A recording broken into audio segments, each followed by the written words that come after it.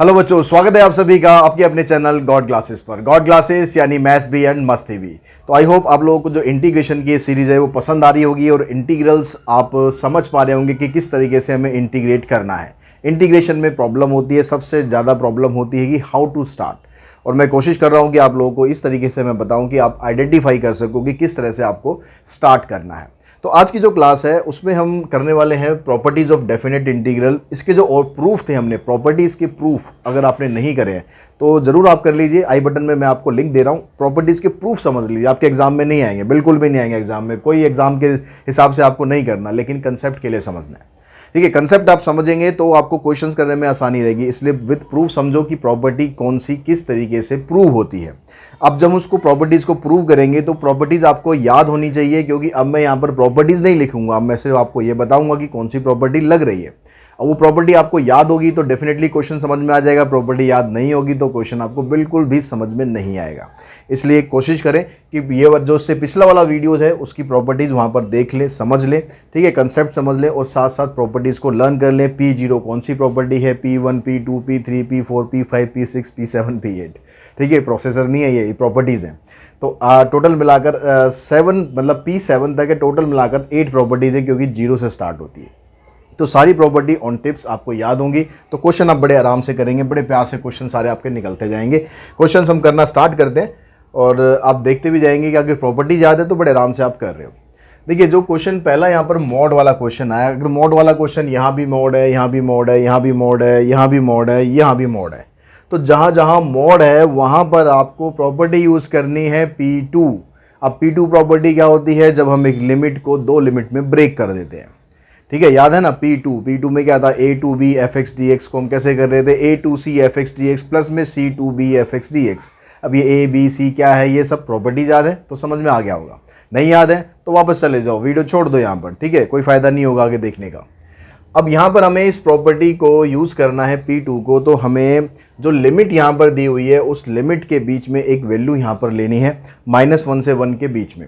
अब ऐसा नहीं है कि वैल्यू आप कोई भी उठा के ले लोगे, -1 के बीच में भाई -0.5 भी आ सकता है, -0.3 भी आ सकता है, 0 भी आ सकता है, कोई भी आ सकता है, लेकिन आपको ऐसे नंबर उठा के नहीं लेना है। आपको देखना है कि जो फंक्शन है वो आपका किस तरह से चेंज हो रहा है, कहाँ पर चेंज हो रहा है। क्रिटिकल पॉइंट जो हमने करे थे ना एप्लीकेशन ऑफ डेरिवेटिव में, क्रिटिकल पॉइंट हमने निकालना सीखा था मैक्सिमम मिनिमम में, इंक्रीजिंग डिक्रीजिंग में। सेम वही कंसेप्ट यूज़ करना है, सेम वही कंसेप्ट यूज़ करना है। क्रिटिकल पॉइंट हम कैसे निकालते थे, जो फंक्शन था हम उसको 0 के बराबर पुट कर देते, वहाँ से एक्स की वैल्यू निकाल देते। तो वही कंसेप्ट आपको यहाँ करना है। कोई ज़्यादा इसमें दिमाग मारने की ज़रूरत नहीं है कि हम पॉइंट क्या लें, कि हम पॉइंट कैसे लें, कुछ नहीं करना। जो भी आपको यहाँ दिया है, जैसे यहाँ दिया है एक्स, तो आप इस x को 0 के बराबर पुट करेंगे। अब ये तो नेचुरल है भाई, ये x है तो 0 के 0 ही रहेगा ना। अगर हम x को 0 पुट करेंगे तो x की वैल्यू 0 ही आएगी। अब ये वैल्यू देखो कि जो वैल्यू अब यहाँ पर निकली है वो इस लिमिट को बिलोंग करती है नहीं करती, इस लिमिट के बीच में आती है नहीं आती है। तो 0 तो -1 और 1 के बीच में आ रहा है, तो इसका मतलब इस लिमिट को हम इस तरह से ब्रेक कर देंगे, -1 to 1 और फिर उसके बाद -1 to 0 और फिर 0 to 1। लोअर यहाँ लिखनी है, अपर यहाँ लिखनी है, जो पॉइंट आएगा उसको आपको यहाँ पर लिखना है। अब उसके बाद बारी आती है कि जो फंक्शन का जो ये मॉडुलस है, जब तक इस मॉडुलस को नहीं हटाएंगे हम इंटीग्रेट नहीं कर पाएंगे। तो आपको इसको मॉडुलस को कैसे हटाना है, अब जो आपने लिमिट यहाँ ब्रेक कर दी है उस लिमिट के हिसाब से देखना है कि इस मॉडुलस को हम हटाएंगे तो फंक्शन हमें नेगेटिव लेना चाहिए या पॉजिटिव लेना चाहिए।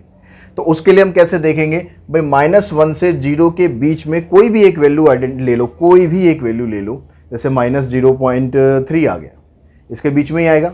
अगर मैं -0.3 को x के अंदर डालूं, -0.3 को मैं x में डालूं तो वैल्यू नेगेटिव आ रही है। मॉड नहीं देखना अभी, ठीक है, सिर्फ x की वैल्यू देखनी है वो क्या आएगी। तो -0.3 मतलब नेगेटिव आ रहा है। तो ये वाला जो फंक्शन है यहाँ मॉडुलस हटाकर आप नेगेटिव देखेंगे, नेगेटिव ऑफ x, क्योंकि जब ये नेगेटिव x होगा और ये वैल्यू भी नेगेटिव होगी तो नेगेटिव नेगेटिव मिलकर क्या होगा, पॉजिटिव हो जाएगा। और मॉडुलस में होता ही है कि वैल्यू आपकी हमेशा पॉजिटिव आती है। उसके बाद फिर हम 0 से 1 के बीच में देखेंगे कि भाई इस बीच में कोई वैल्यू डालेंगे तो x की वैल्यू क्या रहेगी। तो 0 से 1 के बीच में कुछ भी डालो, 0.1 2 3 सब पॉजिटिव है तो वैल्यू पॉजिटिव ही रहेगी। तो फिर यहाँ पर पॉजिटिव साइन आ जाएगा और यहाँ पर आ गया x। तो इस तरह से आपको मॉड वाले क्वेश्चन में फंक्शन को ब्रेक करना है। अब उसके बाद इसका सिंपल इंटीग्रेशन करना है, जैसे हम करते आ रहे हैं। -x का इंटीग्रेशन हो गया -x² 2 लिमिट आ गई -1 to 0, इसका इंटीग्रेशन हो गया x²/2, लिमिट होगी 0 to 1। अब यहाँ 0 पुट करेंगे तो 0 हो जाएगा, 0 पुट करेंगे तो 0 हो जाएगा, माइनस साइन आएगा, -1 यहाँ पर पुट करेंगे तो देखो -1 का स्क्वायर तो +1 हो गया, लेकिन इसके बाहर एक माइनस भी तो लग रहा है ना, तो इसलिए ये -1/2 आएगा, प्लस यहाँ पुट करेंगे तो 1/2 हो जाएगा, 0 पुट करेंगे तो 0 हो जाएगा। तो ये माइनस माइनस प्लस 1/2 और प्लस 1/2, तो आंसर आ गया इसका +1। तो फर्स्ट का जो आंसर है हमारा वो आ गया +1। अब सेम कंसेप्ट जितने भी मॉडुलस वाले क्वेश्चन है सब में सेम कंसेप्ट आपको यूज़ करना है। अब यहाँ पर जब आप पुट करोगे x - 2 को तो x की वैल्यू आ जाएगी 2। अब लिमिट क्या बन जाएगी 0 से 2 और 2 से 3। तो इसको आप खुद ट्राई करेंगे। ये वाला क्वेश्चन करता हूँ क्योंकि यहाँ फ्रैक्शन में दिया हुआ, करना वैसे ही है लेकिन कुछ भी चेंज नहीं करना। अब यहाँ पर सिर्फ आपको जो वैल्यू ये देखनी है ना प्लस माइनस, वो सिर्फ मॉडुलस वाले में देखनी है, ऊपर नहीं देखना। ऊपर तो सिंपल फंक्शन है x - 1, तो उसको तो x - 1 ही रखना है। आपको सिर्फ मॉडुलस वाले फंक्शन को देखना है कि अगर मैं इसको 0 पुट करूं x - 1 को, तो यहाँ से वैल्यू आती है मेरे पास 0, ठीक है। x की वैल्यू निकाल देंगे, x की वैल्यू आ गई 1, तो जो लिमिट है वो ब्रेक होके आ गई हमारे पास 0 to 1 और उसके अलावा 1 to 2। अब ऊपर वाला फंक्शन तो आपको ऐसे ही रखना है, x - 1, वहाँ तो हम कुछ कर ही नहीं सकते, वो तो ऐसे कैसे ही, आपको बस मॉडुलस को देखना है। अब मॉडुलस में 0 से 1 के बीच में अगर x - 1 में मैं कोई वैल्यू रखूं, तो 0 से 1 के बीच में वैल्यू 0.5 ले लेते हैं, ठीक है, 0.2 ले लेते हैं, कुछ भी वैल्यू ले लो। अगर मैं यहाँ रखूँ 0.2 - 1, तो आंसर क्या आएगा, माइनस में आएगा ना। तो यहाँ पर मोड हटा के यहाँ कर देंगे हम माइनस, और जब हम 1 से 2 के बीच में कोई वैल्यू डालेंगे तो आ जाएगा वो प्लस, तो हम यहाँ पर कर देंगे प्लस। अब क्या होगा, ये कैंसिल हो गया, ये कैंसिल हो गया, ठीक है। यहाँ dx तो आपको लिखना ही लिखना है इंटीग्रेट करने के लिए, तो यहाँ पर है -1 लिमिट 0 to 1, यहाँ पर है +1 लिमिट 1 to 2। अब इंटीग्रेशन करेंगे इसका तो आएगा -x, माइनस को बाहर ही रहने दो, यहाँ पर आएगा +x, यहाँ वैल्यू पुट करोगे तो हो जाएगा -1, 0 पुट करोगे तो 0 हो जाएगा, कोई ज़रूरत नहीं लिखने की। यहाँ पर पुट करेंगे तो आ जाएगा 2, फिर ब्रैकेट लगाकर माइनस साइन लगाएंगे तो आ जाएगा -1, तो -1 +1 और +2, तो आंसर हो गया आपके पास, और -2 और +2, तो आंसर आ गया इसका 0।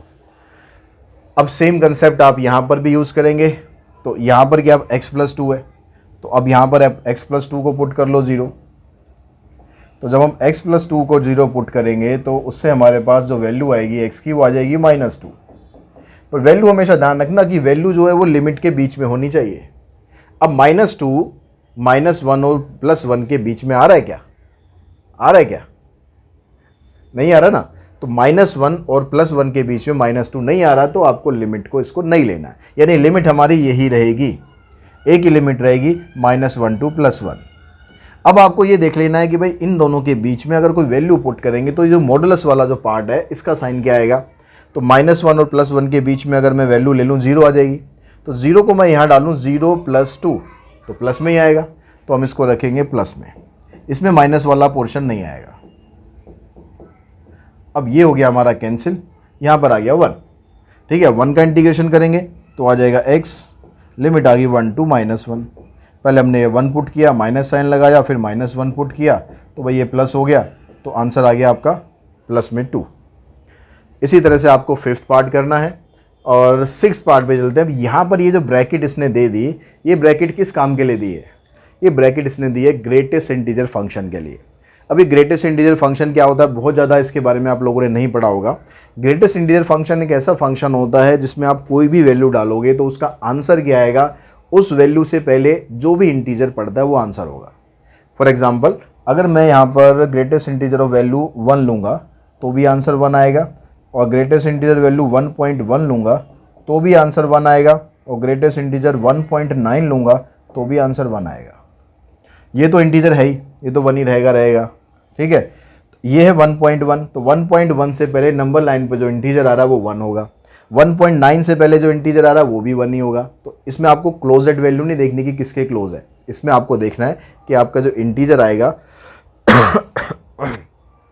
आपका जो इंटीजर आएगा वो उसकी वैल्यू उससे पहले, मतलब जो भी वैल्यू आप रखोगे उससे पहले कौन सा इंटीजर आएगा ये देखना है।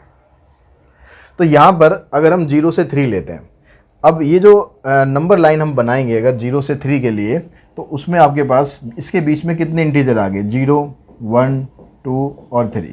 इसके बीच में इंटीजर 1 और 2 आ गए। तो इसमें जब आप ये लिमिट को ब्रेक करेंगे तो ये एक बार तो आएगा 0 to 1, ठीक है। जितने भी इंटीग्रल वैल्यू है वो सब लिखेंगे हम 1 to 2, और उसके बाद आएगा 2 to 3।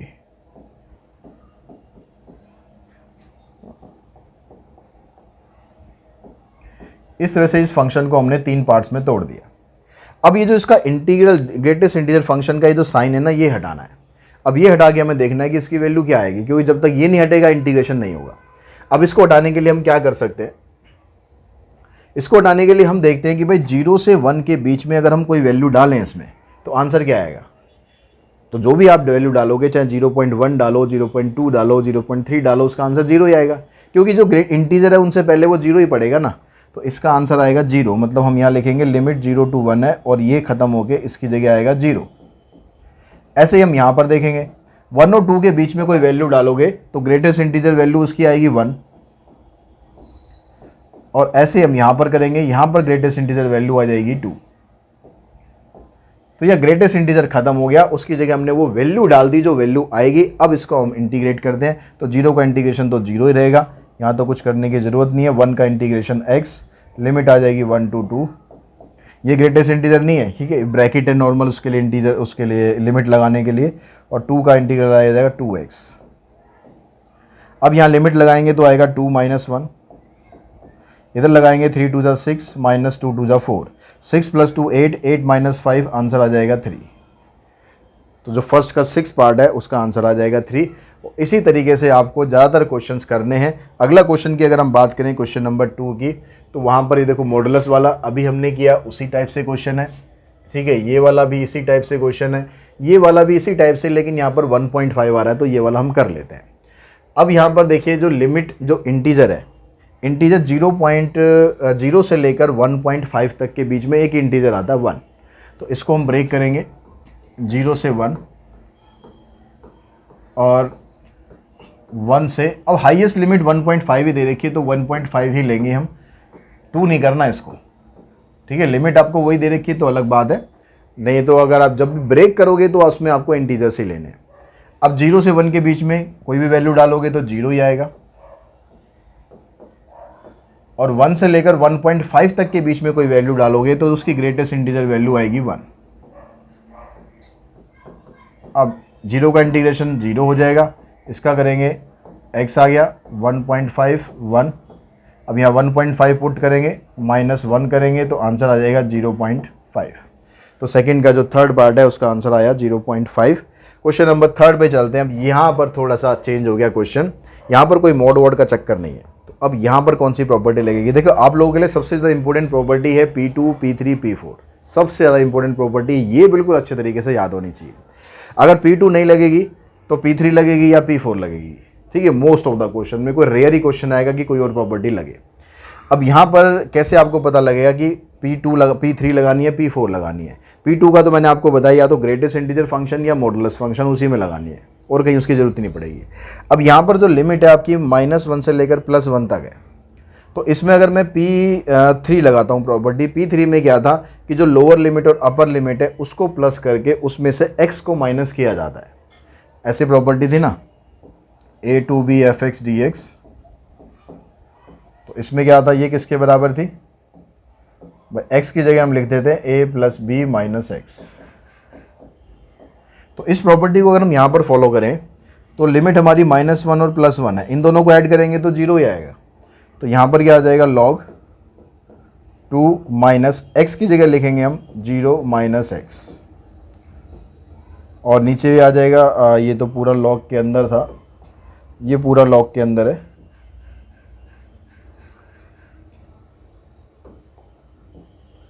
तो नीचे आएगा आपके पास 2 + 0 - x। अब यहाँ से इसको थोड़ा सिंप्लीफाई करते हैं, ये आ जाएगा आपके पास log 2 + x, और नीचे आ गया 2 - x। अब यहाँ पर हुआ क्या, जो आर्ग्यूमेंट था आपका वो उल्टा हो गया। उल्टा होने से फ़ायदा क्या होगा, इसको हम i कंसिडर कर लेते हैं, ये भी i है, ये भी i है। तो जब भी आप P3 P4 लगाओगे, ज़्यादातर क्वेश्चन में आप क्या करोगे, प्रॉपर्टी लगाने के बाद जो क्वेश्चन होगा और जो आपने यहाँ पर बनाया, इन दोनों को कर दो आप ऐड। तो हमने क्या करा, ऐड किया 1 और 2 को। ऐड करने पे क्या हुआ, i प्लस आई 2i हो गया। लिमिट आई -1 to 1, यहाँ पर आया log 2 minus x divided by 2 plus x plus में log 2 plus x divided by 2 minus x. अब इसमें जो log की प्रॉपर्टी ना एडिशन वाली, वो आप लगा दो। तो उसमें क्या था कि log a plus log b होता है, तो दोनों आपस में हो जाते हैं मल्टीप्लाई, दोनों आर्ग्यूमेंट को मल्टीप्लाई कर देते हैं। तो इसको अगर हम मल्टीप्लाई करेंगे तो ये क्या बना, इसको मल्टीप्लाई करेंगे तो 2 minus x 2 plus x into 2 plus x 2 minus x. तो यहाँ पर देखो ये सारा कुछ कैंसिल हो गया, ये इससे कैंसिल हो गया, ये इससे कैंसिल हो गया, बच गया log 1। और log 1 क्या होता है, 0 होता है ना। तो ये आ गया आपके पास 0, और 0 का इंटीग्रेशन क्या होता है, वो भी 0 होता है। तो आंसर भी आ गया 0। तो उसके बाद चलते हैं क्वेश्चन नंबर हम 4th पर। 4th क्वेश्चन में क्या दिया हुआ है, अब यहाँ पर भी ग्रेटेस्ट इंटीजर फंक्शन ही आपको दे रखे हैं। तो जैसे अभी हमने किया ग्रेटेस्ट इंटीजर फंक्शन, वैसे ही करना है। नीचे आपको मॉड फंक्शन दे रखे हैं, पहले इसको कर लेते हैं ग्रेटेस्ट इंटीजर में। यहाँ पर लेकिन x नहीं, यहाँ 2x है। तो ये जो 2x वाला जो चक्कर है, इसको हम कैसे करेंगे। अब इसके लिए देखो, नंबर लाइन आप बनाते हो तो ये जो लिमिट है, ये लिमिट किसकी होती है, लिमिट होती है x की, 1 से लेकर 2 तक। लेकिन जो फंक्शन हमारे पास है वो अंदर है 2x। तो अगर मैं 2x के हिसाब से वैल्यू को ब्रेक करना चाहूँ तो मैं क्या करता हूँ, इन दोनों लिमिट का डबल कर देता हूँ। ये x की वैल्यू है, ठीक है, मैंने यहाँ लिख दिया ये x की वैल्यू है। अगर मेरे को 2x की वैल्यू चाहिए तो क्या करना पड़ेगा, यहाँ से 2, यहाँ पर आ गया 4। तो 2 और 4 के बीच में इंटीजर आ रहा है आपके पास 3, यानी इसको हम ब्रेक करेंगे तो 2 से 3 और 3 से 4 हो गया। लेकिन जब हम लिमिट लगाते हैं तो लिमिट में वैल्यू तो हम x की लिखते हैं, 2x की तो लिख नहीं सकते। तो हम क्या करते हैं, ये जो वैल्यू है, इन्हीं वैल्यू को हम x में कन्वर्ट करते हैं। अब x में कन्वर्ट कैसे करेंगे, इसका हाफ कर देंगे। तो ये वाली वैल्यू तो 1 हो जाएगी, ये 2 हो जाएगी, और ये वाली वैल्यू 3/2 हो जाएगी। यानी जो लिमिट है, जब आप इसको ब्रेक करोगे तो आपको लिखना पड़ेगा 1 से 3/2 greatest integer function of 2x plus 3/2 से 2 greatest integer function of 2x। बस ये चीज़ में लिमिट का ध्यान रखना है, बाकी तो काम वही करना है। अगर 1 से 3/2 के बीच में आप कोई वैल्यू डालोगे तो उसकी जो ग्रेटेस्ट इंटीजर वैल्यू है वो यही आएगी, 1 आएगी। ठीक है, यहाँ पर आ जाएगा 1 आपके पास। तो ये क्या बनेगा हमारे पास, 1 आ गया, लिमिट आ गई 1 से 3/2 प्लस। अब यहाँ पर जो ग्रेटेस्ट इंटीजर वैल्यू डालोगे, अब यहाँ पर आसान तरीका क्या है, आप इसको फॉलो करो, आप इसको फॉलो करो, ठीक है। और यहाँ पर सॉरी, यहाँ पर भी ना, यहाँ थोड़ा गलत कर दिया हमने, यहाँ पर 2 आएगा। तो जब हम 1 से लेकर 3/2, क्योंकि 1 अगर मैं यहाँ पर डालूंगा तो 2 बनेगा, तो लोअर लिमिट 2 बनेगी, यहाँ पर 1 नहीं आएगी तो 2 बनेगी। तो उसके लिए आसान तरीका आपके पास ये है कि जो 2x जब आप ले रहे हो, फंक्शन तो 2x ही ले रहे हो ना, लिमिट आपने चेंज कर दी x में, ठीक है, क्योंकि लिमिट x में लेना, लेकिन फंक्शन तो यहाँ पर 2x है। तो जब आप पहले वाली लिमिट लोगे, मतलब ये वाली लिमिट लोगे, मतलब आप ये ले रहे हो, तो इसमें लोअर लिमिट आपकी 2 है, यानी ग्रेटेस्ट इंटीजर वैल्यू इसमें आएगी 2। अब आप ये ले रहे हो तो इसमें ग्रेटेस्ट इंटीजर वैल्यू है 3, तो इसका आंसर आ जाएगा 3। तो आपको कुछ कैलकुलेट करने की ज़रूरत नहीं है, आप यहाँ से बड़े आराम से निकाल सकते हो। अब यहाँ पर अगर मैं अप्लाई कर दूँ इसका इंटीग्रेशन, तो इसका इंटीग्रेशन क्या बनेगा, यहाँ पर आ जाएगा 2x, लिमिट आएगी 1 से 3/2, इसका आ जाएगा 3x, और लिमिट आएगी 2 to 3/2। अब आगे तो लिमिट आप लगा के इजीली कर सकते हैं। पहले ये लगाओगे तो 3/2 यहाँ रखेंगे, 2 से 2 कैंसिल हो जाएगा, 3 - 2 आएगा, यहाँ आएगा 6 - 2, 3 3 जा 9, 9/2 आएगा। तो यहाँ से देखो 3 और प्लस 6 9, 9 - 2 करेंगे 7, -9/2, 2 7 जा 14, -9, ये आ जाएगा 5/2। तो ये हमारा आंसर आ जाएगा क्वेश्चन नंबर 4 का फर्स्ट पार्ट। सेकेंड पार्ट भी आपको ऐसे ब्रेक करना है, वहाँ पर पॉइंट में दिया हुआ पॉइंट वाला क्वेश्चन जैसे हमने पीछे किया था, लिमिट आएगी 0 से 1, फिर 1 से 2, फिर 2 से 2.5। यहाँ पर क्या आएगा, यहाँ पे नीचे भी पॉइंट है, ऊपर भी पॉइंट है। तो लिमिट कैसे ब्रेक करेंगे बस वो समझा देता हूँ, उसके बाद तो आप इजीली कर लेंगे। 0.2 से 1 तक आएगी पहले, ठीक है, ग्रेटेस्ट इंटीजर फंक्शन तो यही रहेगा। फिर 1 से स्टार्ट करेंगे तो अगला इंटीजर 2 आएगा, फिर 2 से 3 आएगा, और फिर 3 से 3.5 तक जाएगा। तो इसमें 4 इंटीग्रल बनेंगे। अब इसकी जो ग्रेटेस्ट इंटीजर वैल्यू दोगे तो 0.2 नहीं आएगा, ठीक है, ग्रेटेस्ट इंटीजर वैल्यू इसकी तो 0 ही आएगी, 0.2 मत कर देना क्योंकि 0.2 इंटीजर तो नहीं होता ना, तो इसकी वैल्यू आएगी 0। लिमिट 0.2 से 1 रहेगी, इसकी ग्रेटेस्ट इंटीजर वैल्यू आ जाएगी 1, इसकी आएगी 2 और इसकी आएगी 3।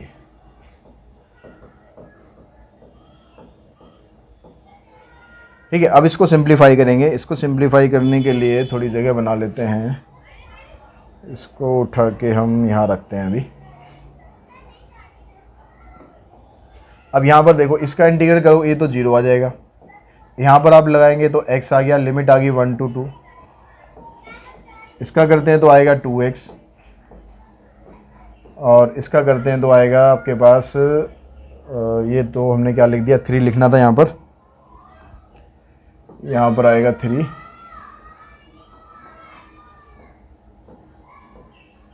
तो यहाँ पर आ जाएगा 3x।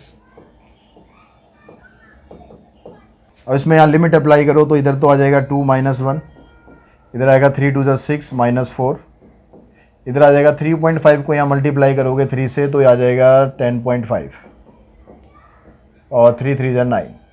इसको सॉल्व करते हैं, देखो 2 - 1 1 आ गया, 1 + 6 7 7 - 4 3 3 + 10 13 13 - 9 करोगे 4 यानी 4.5। ये आपका आंसर आ गया क्वेश्चन नंबर 4 का थर्ड पार्ट।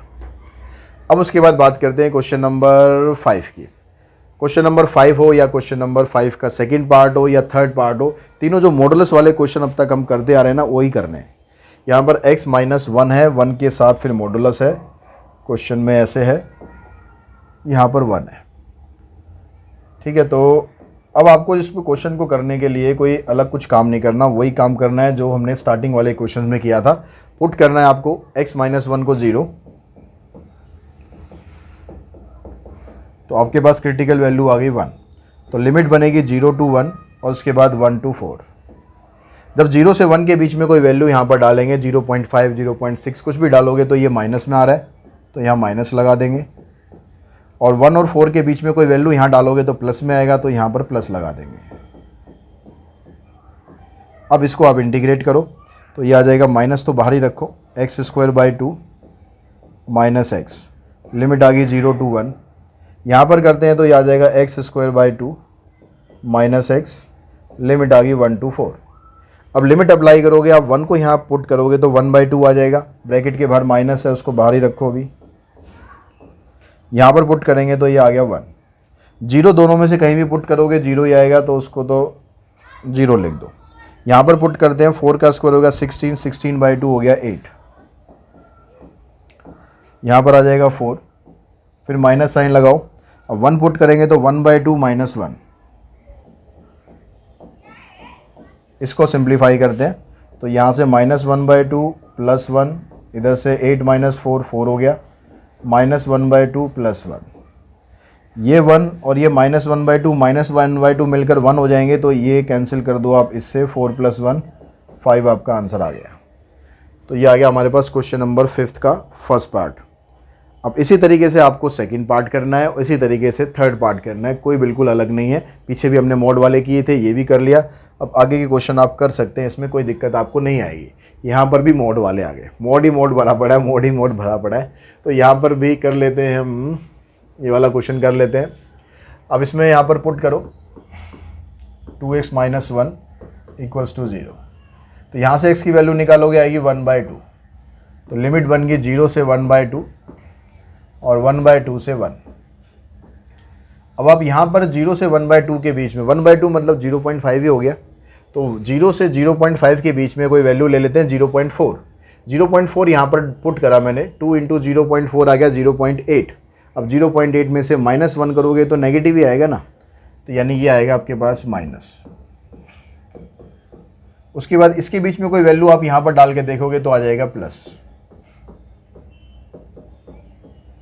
अच्छा, ये जरूरी नहीं है कि ज़्यादातर क्वेश्चन में ये माइनस आ रहा है ये प्लस आ रहा है, तो फॉर ग्रांटेड लेके मत चलना, चेक करना हमेशा, ठीक है। अब यहाँ पर आप इसको इंटीग्रेट करोगे तो आ जाएगा 2x² - 2 माइनस एक्स, लिमिट आ गई 0 to 1/2, इधर से आ गया 2x² - 2 माइनस एक्स, लिमिट आ गई 1/2 से 1, यहाँ से ये कैंसिल, यहाँ से ये कैंसिल, 1/2 यहाँ पर हम पुट कर दें तो ये हो जाएगा 1/4 माइनस 1/2, 0 पुट करोगे तो 0 ही आएगा, इधर 1 पुट करेंगे तो 1 माइनस 1, और 1/2 पुट करेंगे तो 1/4 माइनस 1/2।